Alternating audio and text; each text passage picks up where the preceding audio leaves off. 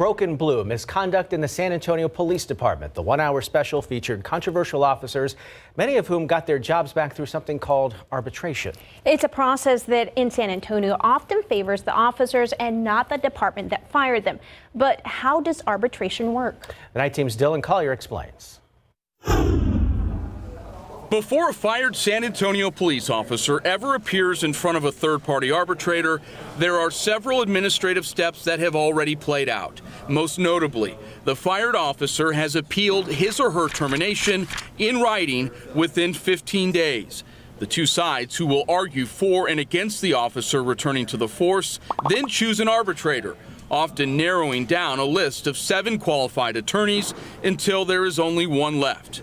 Then they have the hearings, which can take just days or happen off and on for months, like the case of Officer Justin Ayers, featured in our special earlier this evening, in which Police Union President Mike Kelly claimed that a lot of these hearings take place unnecessarily because Police Chief William McManus overuses his ability to fire an officer. Politics is not supposed to be in the decision making, and he needs to be the chief. And there was a time where he and I were communicating very effectively, where we would look at these cases and then kind of look at the totality. We would avoid arbitration. McManus strongly denied these claims, but also says he does not know why 2/3 of fired SAPD officers have later won back their jobs in the past decade. Now, one other key fact you should know: arbitrators get paid by the case. Some sources familiar with the process say, as a result, they often end up making middle-of-the-road decisions,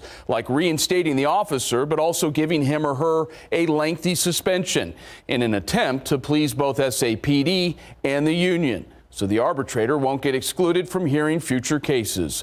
For the defenders, Dylan Collier, KSAT 12 News.